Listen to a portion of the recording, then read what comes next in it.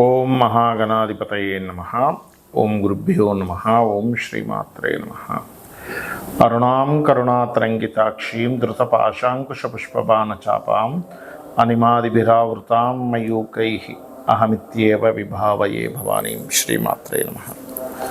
ప్రేక్షకులకి ఆ లలితాంబిక అమ్మవారి యొక్క అనుగ్రహం పరిపూర్ణంగా కలగాలని మనస్ఫూర్తి కోరుకుంటూ మనం ఈరోజు మనకి సెప్టెంబర్ 7వ తేదీ రాత్రి సమయంలో, అక్టోబర్ 8 మార్నింగ్ ఈ సమయంలో మనకి చంద్రగ్రహణం ఉంది. దాని తర్వాత 15 రోజులకి సూర్యగ్రహణం కూడా వస్తుంది. ఫస్ట్ మనం చంద్రగ్రహణం గురించి, అలాగే ఏ రాసుల వారికి అద్భుతంగా ఉండబోతుంది, ఎవరు కించిత్ జాగ్రత్తగా ఏ విషయాల్లో జాగ్రత్తగా ఉండాలి, మరియు అదేవిధంగా ఎటువంటి దానములు ఇవ్వాలి, ఏ మంత్రం గనక ఏ లగ్నం వారు లేదా ఏ రాశి వారు చేసుకుంటే ఈ గ్రహణం వచ్చే వరకు చేసుకుని గ్రహణం రోజు చేసుకుంటే అది పునశ్చరణ అవుతుంది. అంటే ఇన్ని రోజులు ఏదైతే మంత్రం చేశారో దాని తర్వాత ఆ ఒక్కరోజు చేసింది ఇన్ని రోజులు చేసిన ఫలితం వస్తుంది, పునశ్చరణ అంటారు.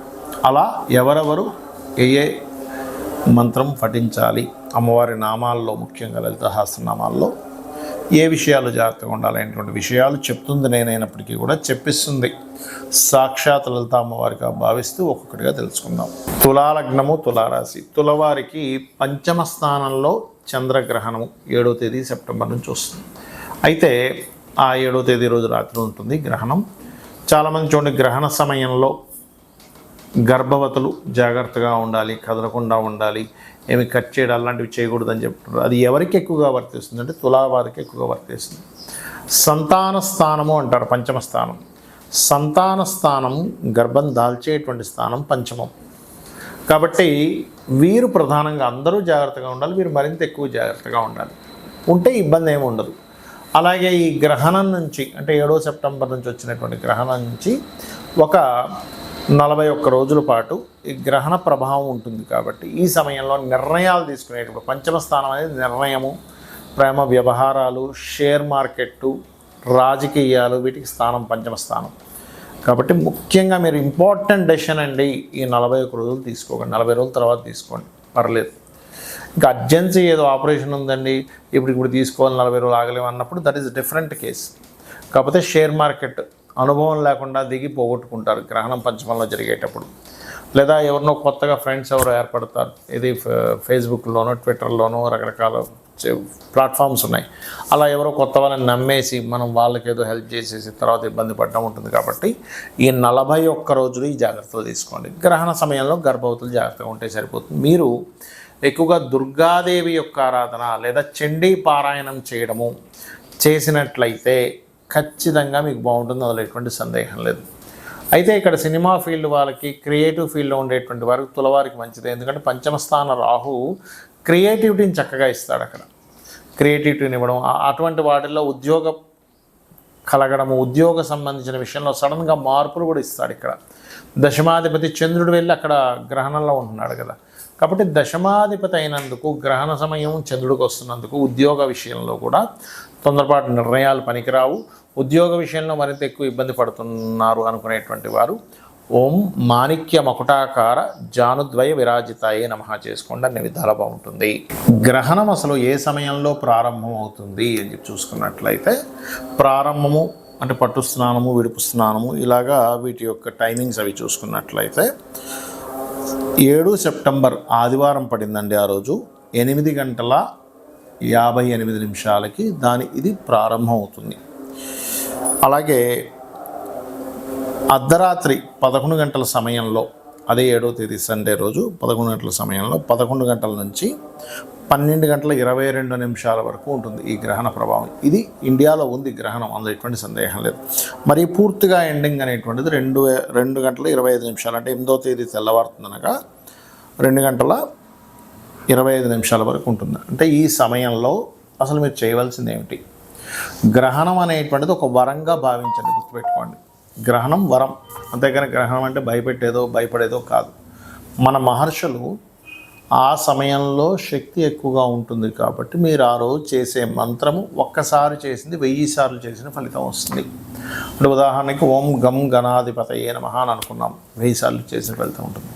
ఇందులో మీకు అసలు నక్షత్రము రాశి ఏమీ తెలియదండి, కానీ ఆ రోజు నేను మంత్రం చేసుకుందాం అనుకుంటున్నాను అనుకునేటువంటి వారు వారి వారి ఇబ్బందులను బట్టి ఒక్కో మంత్రం చేసుకోవచ్చు. ఉదాహరణకి ప్రతిదీ ఆటంకాలు అవుతున్నాయి. ఉదాహరణకి ఓం కామేశ్వర ముఖాలోక కల్పిత శ్రీ గణేశ్వరాయ నమః చేసుకోండి. అలా కాదండి, ధన సంబంధించిన ఇబ్బంది నేను బాగా పడుతున్నాము అని అనుకుంటే కనుక ఓం సంపత్కరీ సమారూఢ సింధుర వ్రజ సేవితాయ నమః చేసుకోండి. లేదంటే అప్పులు ఉన్నాయి ఎక్కువగా అనుకునేటువంటి వారు ఓం అపర్ణాయే నమః మనసులో చేసుకోవచ్చు, ఏమి ఇబ్బంది లేదు, గుర్తుపెట్టుకోండి. అదేవిధంగా మరి కొంతమందికి చేసే ప్రయత్నాలు ఏ ప్రయత్నం చేసినా ఆగిపోతూ ఉంటాయి. అలాంటప్పుడు లేదా భయం వేస్తూ ఉంటుంది, ఓం కనకాంగద కేయూర కమనీయ భుజాన్వితాయ నమః చేసుకోండి.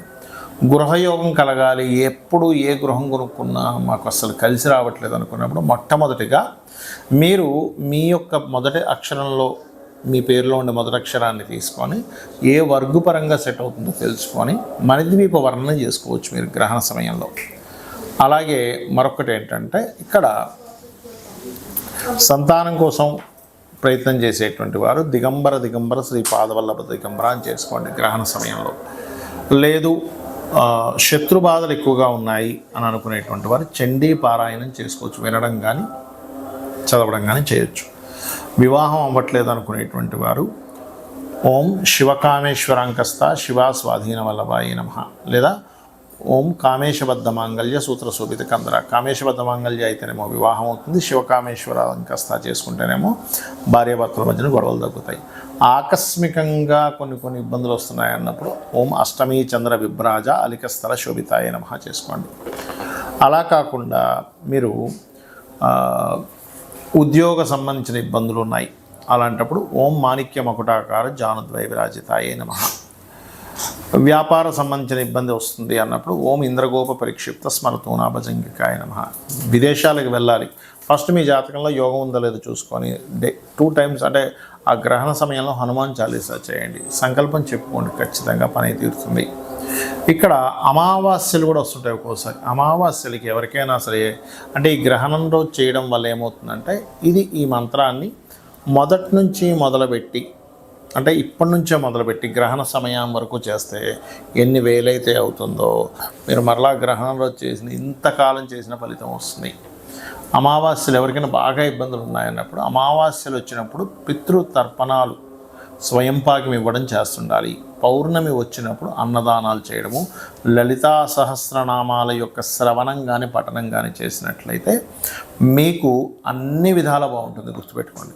అయితే ఇక్కడ ఒక్క విషయం ఏంటంటే, గ్రహణము కొన్ని రాసుల వారికి మంచి కూడా చేస్తుంది, అందులో ఎటువంటి సందేహం లేదు. ఎవరికైతే ఇబ్బంది ఇస్తుందో వారు నేను చెప్పిన మంత్రం చేసుకొని గ్రహణం తర్వాత రోజు చక్కగా మీరు 2 నాగ పడగలు లాంటివి ఉంటాయి, అవి బియ్యము, మినుములు, నువ్వులు దానము, ఒక చిన్న రాగి కానీ లేకపోతే మన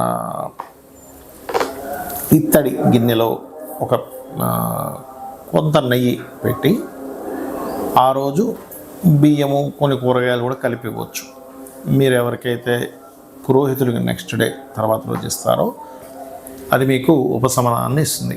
అయితే గ్రహణం తర్వాత 40 రోజుల పాటు నేను చెప్పినటువంటి విషయాల్లో జాగ్రత్త వహించండి, అన్ని విధాలా బాగుంటుంది, అమ్మవారి యొక్క అనుగ్రహం కూడా లభిస్తుంది. శ్రీమాత్రే నమః.